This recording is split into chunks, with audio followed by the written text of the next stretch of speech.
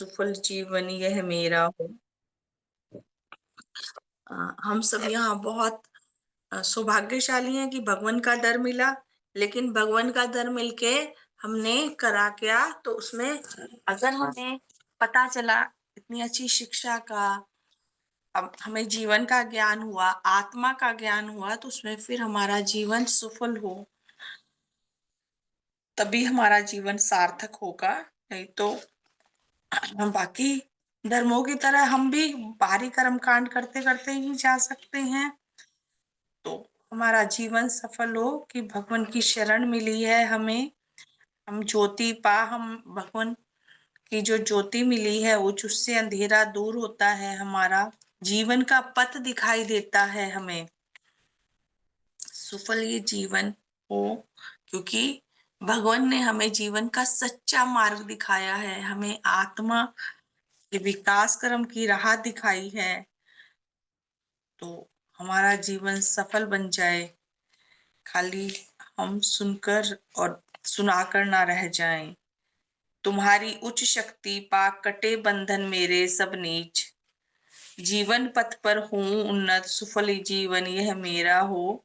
कि भगवान की उच्च शक्ति, देव तेज पाकर कटे बंधन, नीच बंधन, नीच भाव में, नीच बंधनों में हम जकड़े रहते हैं, तो उससे हमारे वो सब कट जाएं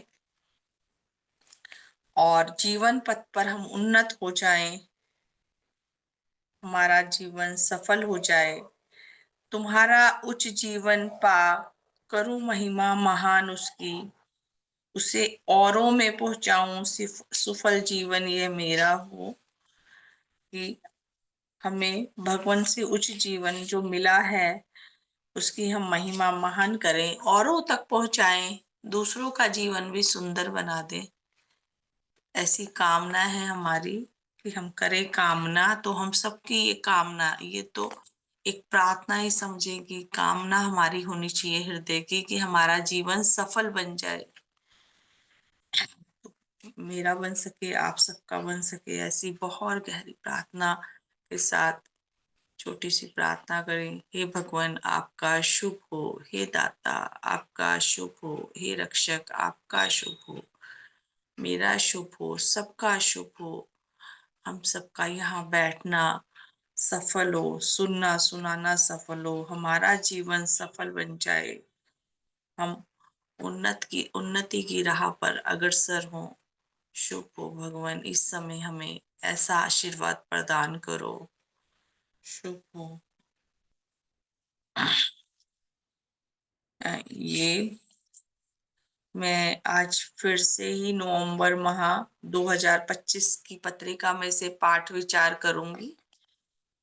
ये रिकॉर्डिंग के लिए भी जाती है और सुन के जो है ज्यादा हमें गहराई से जानने को मिलता है, इतना पढ़ के नहीं। जो मैंने जाना कि अभी जो भी पाठ विचार चलते हैं तो हम सुनते हैं तो वो बहुत अंदर तक जाता है, समझ में जल्दी से।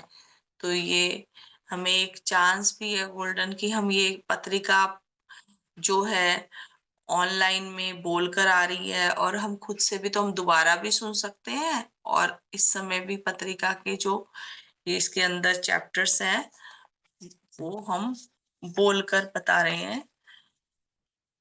तो इसमें भगवान के है कि बच्चों के ऊपर है ये पत्रिका नवंबर माह।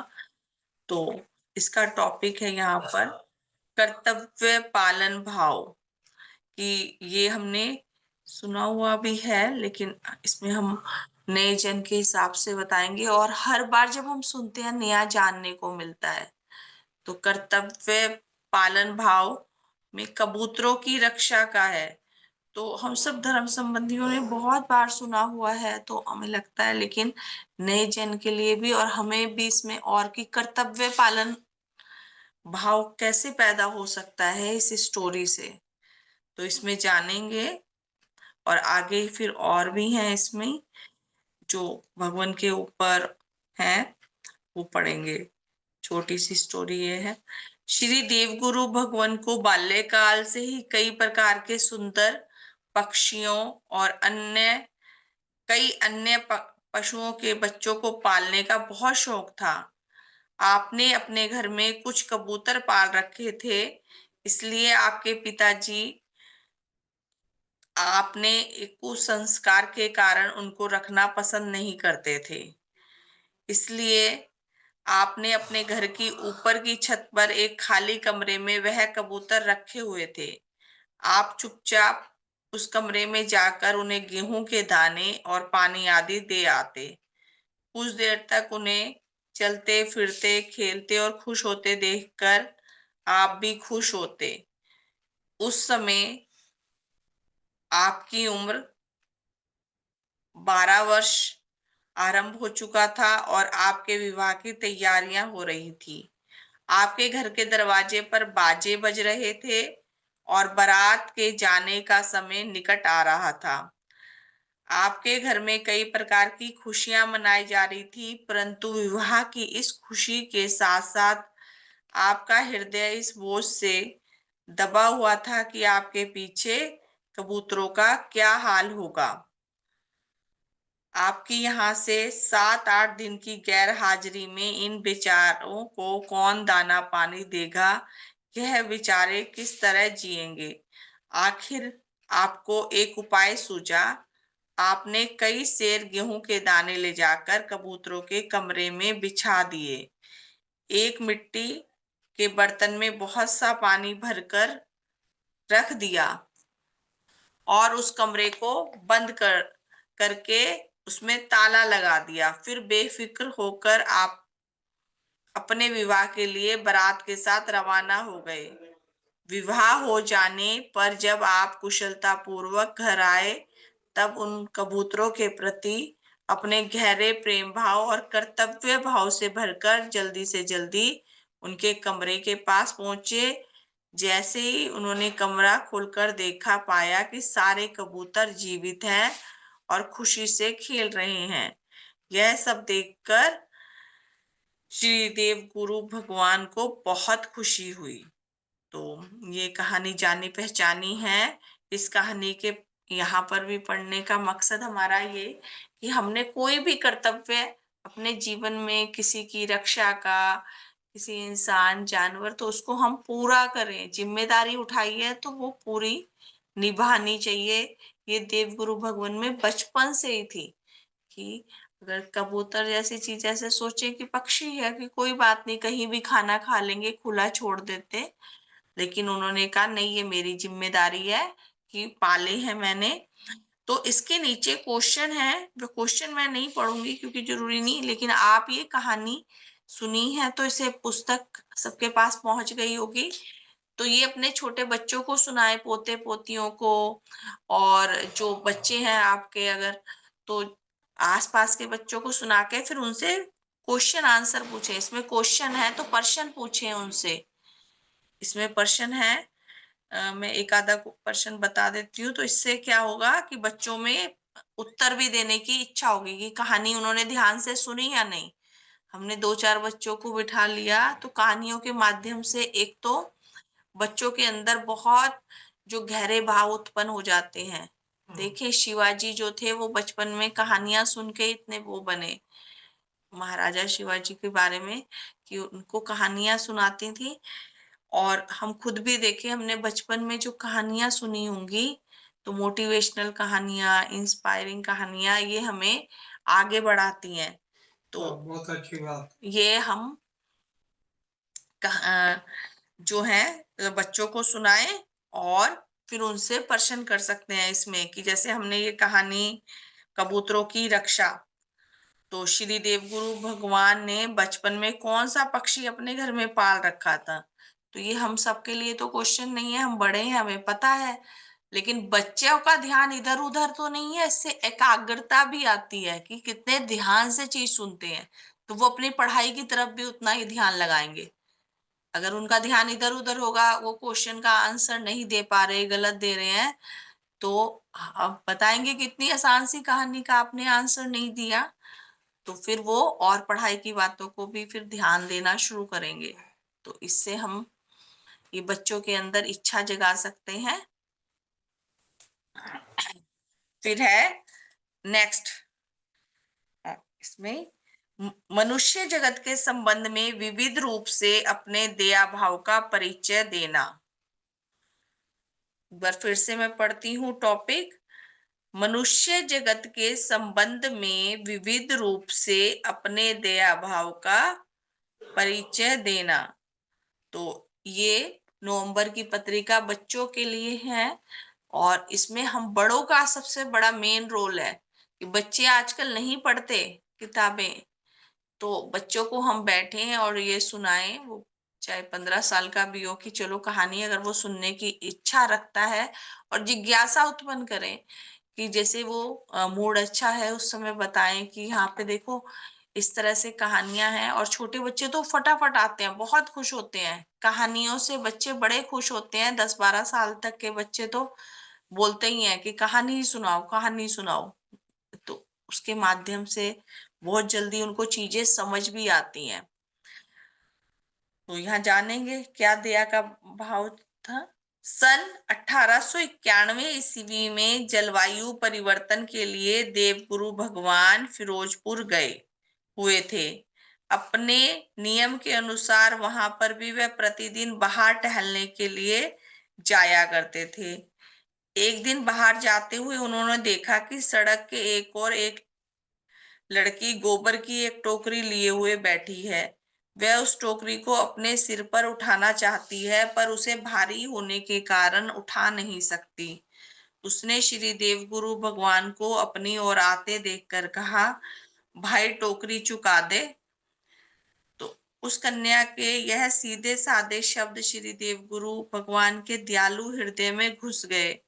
उन्होंने अपने हाथों से वह गोबर की टोकरी उठाकर उस लड़की के सिर पर रख दी और आप आगे को चल दिए। तो ये देखें कि अगर देखा जाए तो भगवान उस समय तक साधारण तो नहीं थे, गुरु बन चुके थे।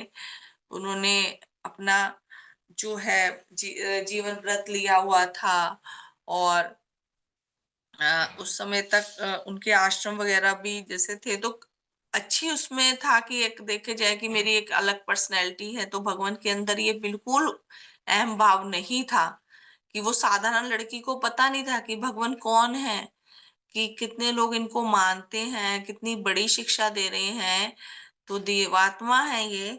लेकिन उनके अंदर दया भाव था और उस लड़की ने भी बिल्कुल सरल तरीके से कहा क्योंकि वह अनजान थी और भगवान ने भी उसी सरल लहजे में उसको गोबर की टोकरी उठवाई। और नहीं तो देखें हम कैसे घमंड में, अरे मैं उठवाऊंगा गोबर की टोकरी। तो ये हम भगवान से सीखें कि कोई भी छोटा बड़ा काम हो तो उसमें हमें आगे बढ़कर, ये नहीं कि ये छोटा आदमी है और ये बड़ा है, तो हर एक को हम समान नजरों से देखें, सम्मान दें। कि अब हम कि ये थोड़ी ना हम एक ही एग्जाम्पल अगर हमारे सामने है तो हमें कोई टोकरी कहेगा हम वो ही करेंगे। तो इसमें हम और कार्य भी है कि उनके साथ कैसा व्यवहार कर रहे हैं, किस तरह की बातचीत कर रहे हैं। तो ये सबसे बड़ी चीज है कि छोटे आदमी के साथ हमें सम्मान के साथ व्यवहार करेंगे तो उससे भी उसको बड़ी खुशी मिलती है कि प्यार से बुला लेने पर ही। तो ये हमारे अंदर और गहरे से आ पाए कि हम सबको उसी सम्मान दें, उसी तरीके का जिस तरीका का हम बड़ों को देने की कोशिश करते हैं कि ये पैसे वाला है, ये इसका पद ऊंचा है, तो छोटे को सोचते हैं अरे ये तो मजदूर है, ये तो स्वीपर है, ये रिक्शा वाला है, तो उसको कैसे भी डांट दें। तो ये अगर हम भगवान की शिक्षा से जुड़े हैं तो उनके साथ भी प्रेम पूर्वक व्यवहार करें। और उन लोगों की ज्यादा जरूरत है जो अगर देखें, अगर सफाई कर्मचारी 2 दिन हड़ताल कर लें तो शहर की हालत क्या हो जाए और वो काम कोई कर नहीं सकता। इसी तरह रिक्शा है तो कितना हमारा साथ है, ई रिक्शा में हम कहीं भी फटाफट चले जाते हैं। जो टैक्सी है या जो भी चीजें चली हुई हैं बड़े शहरों में उबर, तो इन सब लोगों का कितना सहयोग है। तो हम अपनी बारी में भी ये भगवान से सीखें कि दया का भाव ज्यादा जरूरत है। और इसी में फिर प्रश्न उत्तर है वो आप सुनाएं और फिर बच्चों से पूछें, तो इससे उनके अंदर भी ये वाला भाव उत्पन्न हो। ऐसी गहरी कामना के साथ सुनाएं पहले तो, कि उनके अंदर ये दया का भाव, कर्तव्य पालन का भाव उत्पन्न हो जाए, और वह इसे सीख कर आगे बढ़े। फिर है इसके आगे ही है, बेरी के पेड़ की हानि देखकर व्याकुल होना। और ये टॉपिक है इसका, बेरी के पेड़ की हानि देखकर व्याकुल होना। तो ये कहानी सुनाने के भी हमारे मकसद यहाँ पर जो पूरे होते हैं, कि जैसे अब हम बोल के सुना रहे हैं तो हमें भी आगे ये कर सकते हैं, कि कोई ना कोई बच्चे, ऐसा नहीं है कि हमें, जब हम मनुष्य हैं तो मनुष्यों का साथ मिलता ही है, कहीं ना कहीं हमें बच्चे मिलते हैं, अड़ोस पड़ोस के, नाते रिश्तेदारों के कोई ना कोई बच्चे आते हैं, तो प्यार से बातें करें, उन्हें अपना बनाएं, तो देखिए कितने वो अपने बन जाते हैं, और कहानियों के माध्यम से वो और जुड़ जाएंगे आपसे। तो हमें जरूरी नहीं कि हम बाहर जा जाके भगवान की शिक्षा सुनाएं, कि अब हम एक एक को पकड़े, और वो सुनना नहीं चाहते। बड़े लोगों में वही है कि हम आता चला जाता है, तो वो तो उन्हें लगता है कि मेरे पास बहुत ज्ञान है, कि हमें इनसे ज्यादा समझ है, इन्हें क्या ही समझ है, कि हम जिस भी ईश्वर गुरु को मान रहे हैं वो बड़े हैं, हमारे गुरु बड़े हैं, हमारा ईश्वर बड़ा है। तो वहां हमारा थोड़ा सा नहीं चलती। तो जहाँ पे हम हमें सुनना चाह रहे हैं वहां सुनाए ना, बच्चे बड़े इच्छुक होते हैं सुनने के, तो वहां पर हम जा सके, उनको सुनाएं जो हमारे घर आ रहे हैं। तो ये कहानी सुने, और फिर हम सुनाने का कार्य करेंगे। और उसमें फोन पे भी है, तो उनको बता सकते हैं कि आप फोन पे भी सुन सकते हैं। एक बार श्री देवगुरु भगवान लाहौर में एक भद्रजन की कोठी में ठहरे हुए थे। तब वहां पर एक वृक्ष के संबंध में एक घटना का वर्णन इस प्रकार है। लाहौर में जहां श्री देवगुरु भगवान ठहरे हुए थे, वहां की रसोई की सीमा से बाहर एक बेरी का पेड़ था। वहां पर एक आदमी अपने बांस की लकड़ी द्वारा पेड़ की हरी हरी टहनियां तोड़ रहा था, और पेड़ के सुंदर रूप की हानि कर रहा था। भगवान को इस घटना से बड़ा दुख हुआ। वह आदमी जब पेड़ की टहनियां तोड़ रहा था, तब श्री देव गुरु भगवान को बड़ा दुख हो रहा था, परंतु उनका उस पेड़ और मनुष्य पर कोई अधिकार नहीं था, इसलिए वह कुछ न कर सके और दुख सहते रहे। तो इससे पता चलता है कि उनके अंदर जो पेड़ की हानि हो रही थी उसे देखकर दुख महसूस हो रहा था। और ये कई बार हम सब ने भी महसूस किया होगा, कि कोई भी मनुष्य कुछ गलत काम कर रहा है पर हम उसको कुछ कह नहीं सकते। अभी जैसे ही हम घर के आगे से निकलते हैं, थोड़ी दूरी पे एक शॉप, ऐसी शॉप है उसकी, ये जो नॉन वेज वगैरह कट करते हैं, तो वहां पे हम कुछ नहीं कह सकते, उनको नहीं बोल सकते कि आप मत काटो। जैसे ही निकलते हैं तो कई बार देखते हैं कि वो मुर्गों को ऐसे पकड़ के ले जाते रहते हैं, तो उस समय हमारा मन भगवान की शिक्षा से इतना चेंज हो गया कि व्याकुल होता है, तो सिर्फ शुभ कामना ही निकलती है मन से, कि शुभ हो जिस को काटने जा रहे हैं, और इनका भी, कि इनको समझ आ सके कि इस कार्य से इनकी कितनी हानि हो रही है। तो ये हम सब के अंदर भी भगवान ने जगा दी हैं चीजें, कि कम से कम हम शुभ कामना तो कर सकते हैं।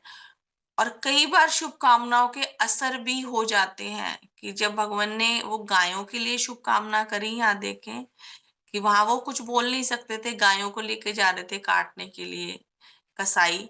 ये हमने भी सुनी हुई है बात, चिर परिचित है हमारी।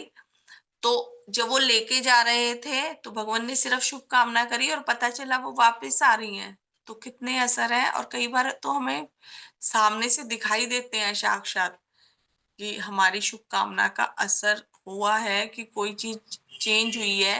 ये मैंने कई बार देखा कि बहुत असर इस शुभकामना का होता है। तो उस समय वही है कि शुभकामना करें। और ये भी, इसमें भी देखें हम, कि मैंने स्कूलों में या बच्चे आते हैं तो उनको बताया पेड़ों के बारे में, कि पेड़ बातचीत करते हैं, वृक्ष जो होते हैं वो बातचीत करते हैं, वो हमारी बात सुनते हैं। और इसमें तो बिल्कुल रियल का एग्जाम्पल है कि वो साइंटिस्ट हुए, नाम नहीं आ रहा, तो उन्होंने एक कैमरा लगाया उसपे पेड़ पे, और कुछ लोग उनको पेड़ को काटने आ रहे थे, तो वो पेड़ कांपता हुआ दिखाई दिया। उस कैमरे में अंदर से दिखाई दिया कि पेड़ कांप रहा है, कि जब वो उसको काटने आ रहे हैं। और उसके पास आप देखें, प्यार से सहलाएं, पानी दें, तो आपको पत्ते हिलते हुए ऐसे लगेंगे जैसे वो आपसे बात कर रहे हैं, खुशी जाहिर कर रहे हैं। और इसमें बिल्कुल रियल है कि छुई मुई का पेड़ है ना। तो उसको ऐसे टच करते हैं तो एकदम उसके पत्ते मुरझा जा ऐसे हो जाएंगे बिल्कुल नीचे को। तो देखिए, इससे पता चलता है, ये भी हम एग्जाम्पल दे सकते हैं कि देखिए पेड़ों में कितनी जान और महसूस फीलिंग कितनी होती है उस पेड़ के माध्यम से। और और भी कितने सारे पेड़ों के बारे में तो यहाँ देवाश्रम में दिखाया था वीडियोस में, कि किस तरह वो कीड़ों को पकड़ लेता है, कैसे वो कर लेते हैं। तो पेड़ों में जो है कि वो कम है योग्यता की, नहीं बात कर रहे, नहीं चल रहे, लेकिन है अंदर फीलिंग है उनमें। ये रियलिटी भी हम बता सकते हैं कि बच्चों को बताते हैं कि वो चलते फिरते ऐसे पत्ते तोड़ते चले जाते रहते हैं। सड़क पे लगे हैं ना कोई पेड़, तो नहीं पता, हम भी अनजान थे इन चीजों में से, ना जुड़े। अगर हम भगवान की शिक्षा से ना जुड़े होते तो हम भी ऐसे, मैं तो अपने लिए तो मेरे को लगता ही है कि कोई नहीं पता था। वैसे मुझे पेड़ों से बहुत प्यार है, जरूर मतलब वहां पे भी शादी से पहले भी मैंने लगाए हुए थे, और अभी भी। और उसमें मेरे को दिखाई दिया था कि एक बार मैं बता रही, मैंने वहां पे ना एक पेड़ लगाए, हमारे पड़ोसी थे उन्होंने भी लगा रखे थे प्लॉट में और मैंने भी। तो एक कंपैरिजन सा रहता था मुझे कि ना उन्होंने पपीते के पेड़ लगाए, मैंने भी। तो कि भी कितने पपीते, उन्होंने 18-19 थे, मेरे 8-10 थे, तो इतने पपीते उनसे डबल हो रहे थे। तो वो शायद वो हमारी वाइब्स जाती है ना, तो उसका फर्क होता है। और एक अमरूद का पेड़, इतने अमरूद उसमें आते थे कि हम दे दे के भी थक जाते थे, लेकिन वो अमरूद खत्म नहीं होते थे कि उसकी जो नस्ल अच्छी होगी। तो वो, और सबसे बड़ी बात है कि हमारी वाइब्स जाती है कि पेड़ों में आप को ये एक बार बता भी रहे थे श्रीमान जी, ये अशोक खुराना जी, की उनके वो जो पार्क में पेड़ लगे हुए थे वहां पे वो शुभकामना से वो इतने बड़े बड़े से दिखाई दे रहे थे कि भाई वो होते चले जाते हैं, कि भाई किस सोच से हम पानी डाल रहे हैं। दो पेड़ रख के देखें, ये तो कई बार एग्जाम्पल है कि एक में आप ऐसे ही पानी डालें और एक में शुभकामना के साथ या बहुत प्यार से डालें, वो अलग ही उसकी ग्रोथ दिखाई देगी आपको। तो फीलिंग होती है पेड़ों के अंदर। तो ये बच्चों को तो बहुत बताने की चीजें हैं कि वो वृक्षों से प्यार करें, कम से कम लगाएंगे नहीं तो वो उसका नुकसान तो नहीं करेंगे ना। तो कितनी भगवान ने छोटी छोटी चीजें बताई हमें जीवन में, और जिससे हमारा जीवन कितना सुंदर हो जाता है कि बड़े बड़े काम की जरूरत नहीं है, छोटे छोटे ही कर लें हम, तो भी हमें खुशियां मिलेंगी। और हम दूसरों में भी खुशियां दे सकते हैं कि उनको भी, कि हम बड़ी बड़ी चीजें नहीं, इससे हमारी आत्मा की हानि हो रही है, इससे उच्च भाव नीच भाव, इतनी बड़ी चीज नहीं समझ में आती। छोटी चीजें समझाएं कि पेड़ों को हानि नहीं पहुंचाए, इनमें फीलिंग है, वृक्षों में फीलिंग है, इनको हमें हानि नहीं पहुंचानी है। तो आगे है, एक अंधे भिखारी को भोजन करवाना। तो मोगा में महाव्रत के शुभ अवसर पर एक दिन दोपहर के समय एक अंधा परंतु दरिद्र भिखारी स्कूल के आंगन में आ गया। वहां पर बहुत से जन थे, परंतु किसी को उसकी अवस्था का बोध न हुआ। थोड़ी देर इधर उधर फिरने के बाद वह वहां से निराश लौट पड़ा। श्री देव गुरु भगवान इस सारे दृश्य को देख रहे थे।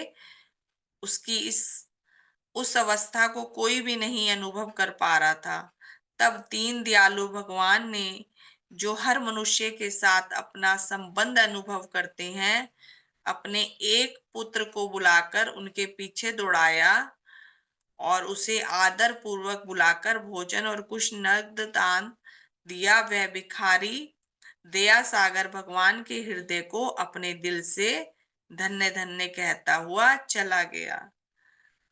तो ये देखें, इससे हम दया का भाव, और वो ये है कि हम हमारी नजरें भी देखें कि हमें कई चीजें दिखाई ही नहीं देती, आंखें तो हैं लेकिन दिखता ही नहीं है कि हमें किसी का दुख, पीड़ा, तो ये सामने दिखाई नहीं देती। तो इंसानों की नहीं दिख रही तो पेड़ों और पशुओं की क्या देखेंगे हम। कि इसमें देखें, कई बच्चे होते हैं, छोटे छोटे कुत्ते के बच्चे होते हैं ना, उनकी पूंछ पकड़ ली, घुमा लिए, कभी किसी को ऐसे पत्थर मार दिया, किसी को बिना कारण डंडी की, वो चीख रहे हैं तो वो खुश हो रहे हैं। वो बच्चा चिल्ला रहा है डॉगी का तो वो खुश हो रहे हैं, क्योंकि उनके अंदर ये बात नहीं है, वो बच्चों को क्या पता। तो वो हम उन्हें समझाएं कि कितना हमारे अंदर ये होना चाहिए कि दूसरे का दर्द दिखाई देना चाहिए। तो भगवान को देखो, किसी को दिखाई नहीं दिया, वो भिखारी सिर्फ देवगुरु भगवान की नजरों में आया। तो हमारी नजरें भी इतनी तीक्ष्ण हो जाएं कि हमें दूसरों का दुख बहुत एकदम उनके चेहरे से ही पता चले और हम उसे दूर कर पाए। इस समय हे भगवान, हम भी गहरी प्रार्थना करते हैं कि अगर हम आपके शिष्य हैं, सेवक हैं सच्चे, तो हमें भी ऐसी ज्योति मिले, हमें भी ऐसी रोशनी मिले आप जैसी, कि हमें दूसरों का दुख दिखाई दे, उनके चेहरे से ही पढ़ लें और उसको हम दूर कर पाए। फिर इसमें क्वेश्चन आंसर है कि इस कहानी से क्या सीखा, कि हम भी भगवान जैसी जो है आंखें पाले, कि किसी की आंखों में नहीं, हम उनकी आंखों में देखो दर्द दिखाई दिया उस भिखारी का। शुभ हो इस तरह के भगवान का, जो इतनी तीक्ष्ण नजरें रखते हैं, दूसरों के दुख दर्द को एकदम समझते हैं और उसकी मदद के लिए एकदम आगे बढ़ते हैं। नेक्स्ट है आगे, ऐसे थे हमारे गुरु महाराज। कैसे थे हमारे गुरु महाराज? वो तो वाकई में अगर जितना कहा जाए उतना ही कम है, कि सबसे यूनिक, सबसे अलग, कि आत्मा की खोज की उन्होंने, एक एक चीज के दर्द को समझा और उसको फिर दुनिया को बताया, और उसको हम समझ पाए और हम भी ग्रहण कर पाए, कि अपने गुरु महाराज की दृष्टि हम उनके जैसी दृष्टि पालें, उनके जैसे हृदय पालें, और कुछ नहीं तो 1% भी उनके जैसे बन जाएंगे तो हमारा जीवन कितना ही सार्थक हो जाएगा, कि एक बूंद अमृत की, कि भगवान की शिक्षा से हम कुछ भी ग्रहण कर लें और उस पर चलें। अभी देखिए हमने कितना पाया, तो जीवन इतना सुंदर लगता है कि बता नहीं सकते। कि अभी देखें भगवान के, देखें कि कुछ ही बूंदे मिली होंगी, कुछ क्या एक है हमें भगवान के अमृत भंडार से, और हमारा जीवन धन धन होता है। और उसमें हम कहते हैं कि भगवान कभी घमंड ना आए। कभी हम आसपास जाते हैं तो कोई तारीफ करता है तो मैं तो बस दिल से एक ही बार बार हृदय नमन करता है, झुकता है भगवान के प्रति, कि अगर ना मिला होता भगवान का दर तो ऐसे ही भटक रहे होते, और पता नहीं मतलब क्या ही उनकी, अब सामने से कोई इतनी तारीफ करता है, कहता है, तो बार बार लगता है कि हम क्या होते अगर भगवान के दर से नहीं जुड़े होते, तो हम क्या होते, कैसे होते। कि अगर पहले का जीवन देखते हैं, कुछ नहीं पता था जीवन का, और अभी इतना प्यार मिलता है, इतना सम्मान मिलता है, तो वो सिर्फ भगवान को ही समर्पित होता है।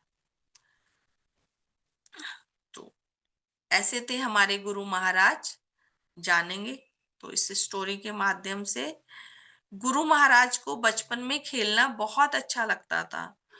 उन्हें खेलना अपने लिए हितकर भी लगता था, क्योंकि उससे उनका शारीरिक व्यायाम हो जाता था। परंतु उनके पिताजी को उनका खेलना अच्छा नहीं लगता था।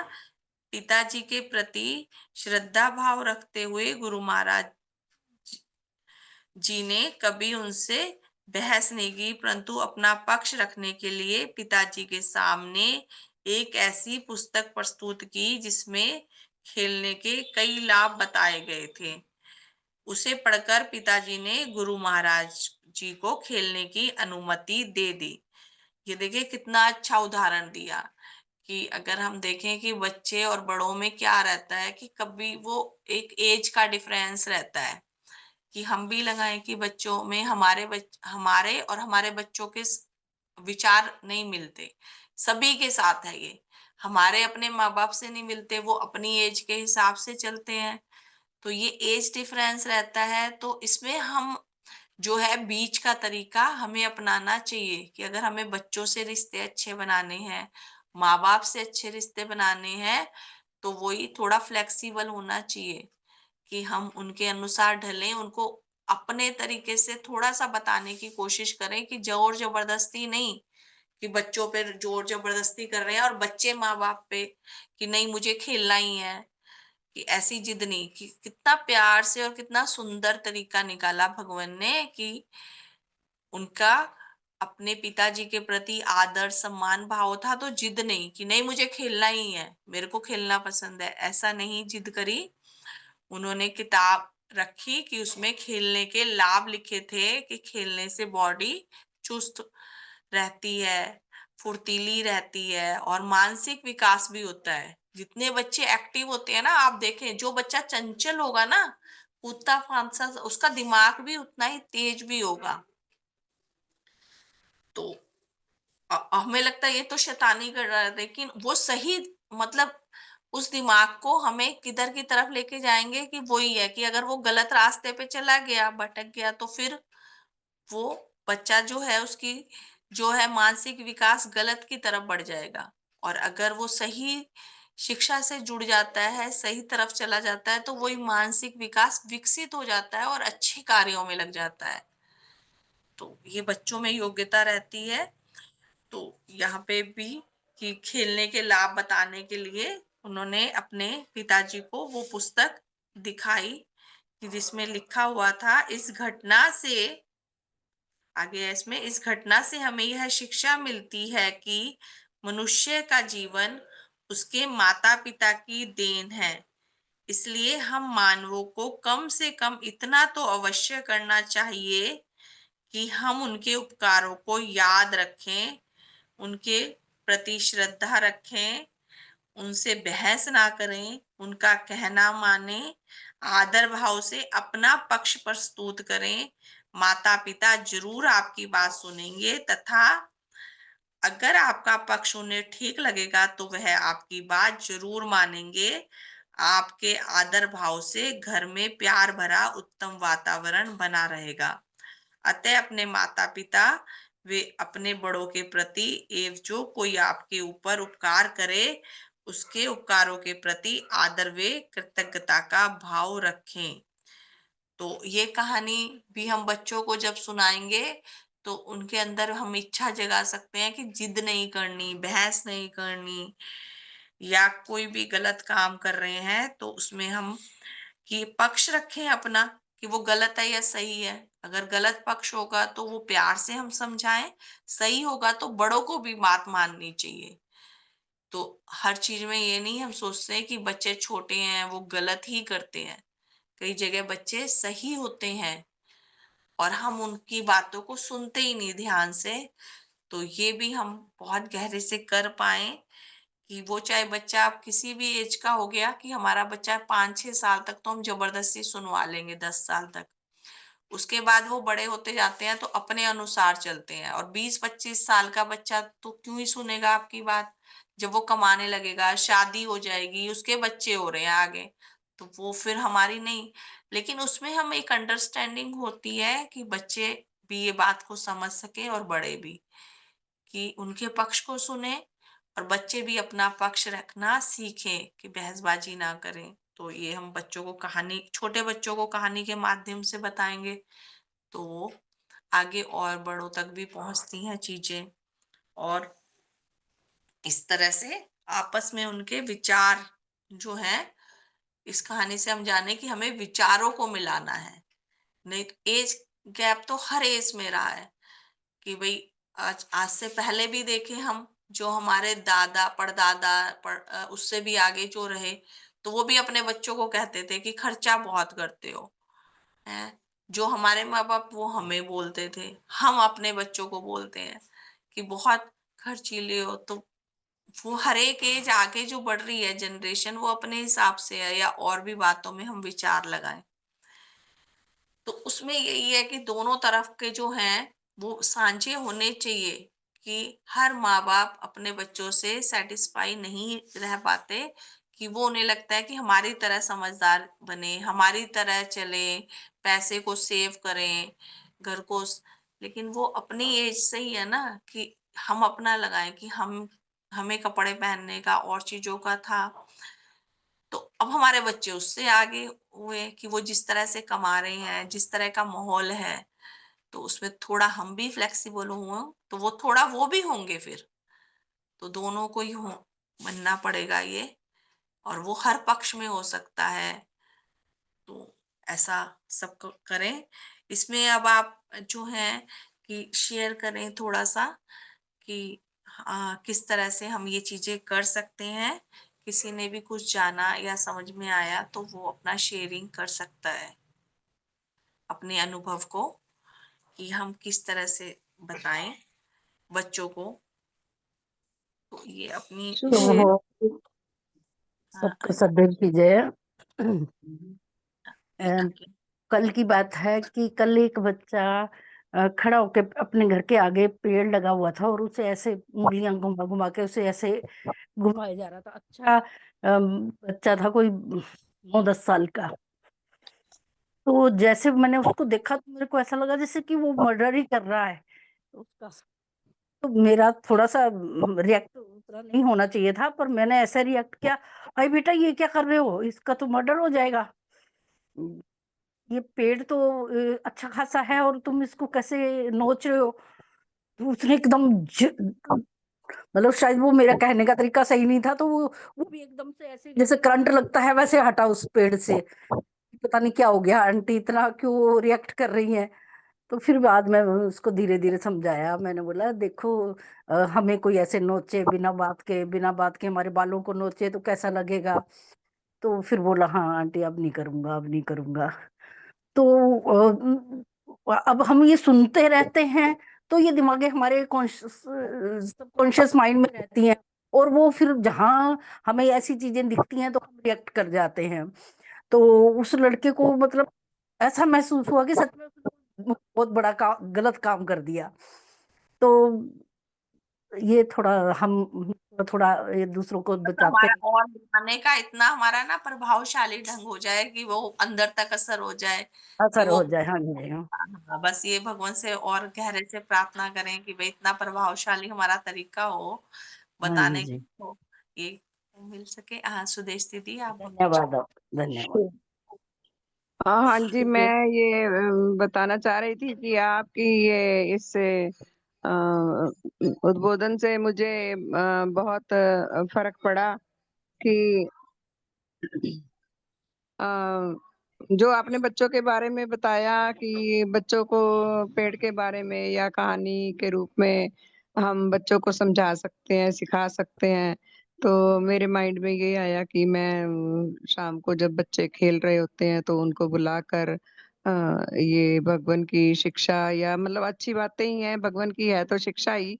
और वैसे भी कहानी। देखा जाए तो हमें सबको ये जानना चाहिए कि ये ध्यान रखना चाहिए कि पेड़ों को नहीं हिलाना चाहिए, ज़्यादातर पेड़ों को पत्ते तोड़ के नहीं जाना चाहिए। करती भी रहती हूँ थोड़ा बहुत जब मतलब मिलता है ऐसा मौका कोई, तो ये मन में आया है कि बच्चों को इकट्ठा करके कुछ ना कुछ अच्छी बात बताऊँ उनको माता-पिता के प्रणाम के बारे में या अपने घर में हम कैसे रहते हैं, बात करते हैं, बातचीत करने के बारे में। तो बहुत अच्छा लगा आपका ये ढंग बताने का, तो बहुत-बहुत धन्यवाद। इसमें ना यही है कि हम थोड़ा इंटरेस्टिंग तरीके से, कि उन्हें बच्चों को यही ना लगे कि हमारी क्लास लग रही है, तो उनमें गेम्स हाँ जी, रखें हाँ इस जी। तरह, तो वो हाँ जी, हाँ जी। मनोरंजन ना खुशी खुशी सीख, कि कहानी कहानी हम खेलते हैं, तो वो हुँ, भी हमारे तरीके जो हैं बस हमें भी आ जाएं और अच्छे से, तो वो भगवान वो खुश होते हैं इन तरीकों से, कि वो खेलने को मिल हुँ, जाए, या कहानियां हम सुना रहे हैं कि तुम ये बन जाओ, तुम ये बन जाओ, कहानी में तुम पेड़ बन जाओ, तुम ये बन जाओ,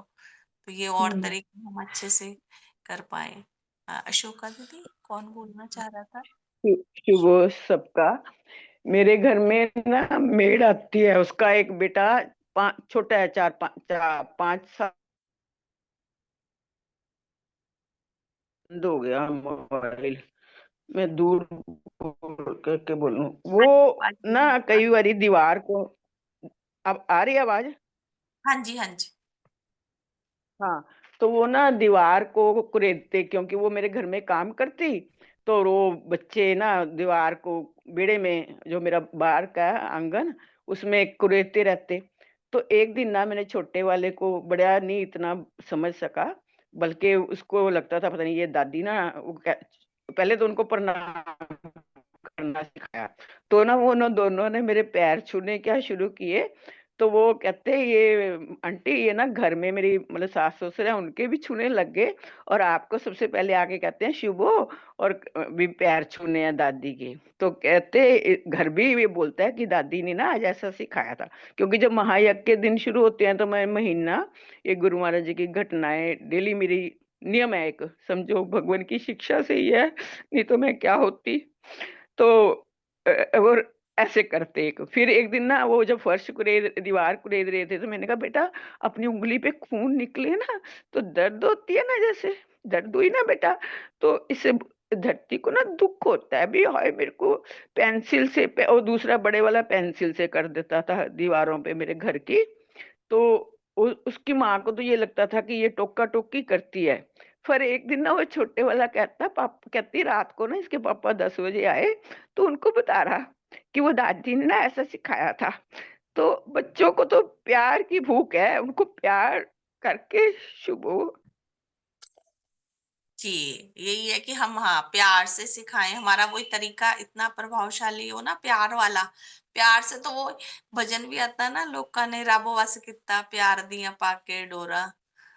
तो वही है कि जो भी ऊपर की शक्तियां, उन्हें भी अब प्यार के तो वो भी भूखे होंगे ना ऊपर की शक्ति। तो बच्चे ही हैं, उन्हें तो कुछ नहीं चाहिए, प्यार ही चाहिए। तो जितना हम प्यार स्नेह से हम अपना बनाएंगे तो उतने ही वो बनते जाएंगे और बुरी आदतों से बचेंगे। तो कितनी खुशी भी मिलती है हमें, देखें कि उन बच्चों के अंदर ये भाव आ रहे हैं कि नहीं, ये पाप की गति है कि हम किसी की हानि ना करें। और वो बड़े होने तक भी रहते हैं, इनबिल्ट रह जाते हैं। जो हम देखें, हमने बचपन में जो चीजें देखी ना, सीखी, वो हमारे अभी तक भी गहराई में है। बड़े होने पे ना हम पक्के से हो जाते हैं। एक छोटा बच्चा होता है कच्ची स्लेट, और बड़े होने पे फिर वो पक जाते हैं, चीजें तो नहीं आती इतनी। तो सबसे अच्छा माध्यम है भगवान की शिक्षा बच्चों तक पहुंचा के, वो उनके बड़ों तक अपने आप, उनकी मम्मी को भी महसूस हुआ कि भाई बच्चे अच्छे बन रहे हैं, तो उनके अंदर भी इच्छा जागती है। तो ये सबसे बढ़िया, तभी भगवान ने शायद स्कूल भी खोले कि बच्चों में ये डालेंगे, उनके माध्यम से बड़े भी आगे आएंगे। तो ये हमारा भी कार्य जो है बेटर लाइफ वाला, बच्चों के माध्यम वाला और आगे बढ़ सके। और अभी गंगानगर में पावा जी के यहाँ पे जो चल रहा है वो, कि भाई इतने वहां पे बड़े अच्छे रिस्पॉन्स आ रहे हैं कि वहां की टीचरें बड़े ध्यान से सुन रही हैं, और वहां पे वो करवाते भी रहते हैं ये चीजें। तो बच्चों के माध्यम से ये कहानियां भी वहां पे हम भी जो है स्कूलों में और सुनाने की कोशिश करेंगे। शुभ हो श्रीमान जी। हाँ, आप कुछ कहना चाहेंगे कोई और? हो जी, शुभ हो। बहुत बहुत सुंदर बोधन ही। ये जैसे ये छोटी छोटी कथाएं विशेष रूप से भगवान देवात्मा की इतनी शिक्षाप्रद हैं, इतनी सुंदर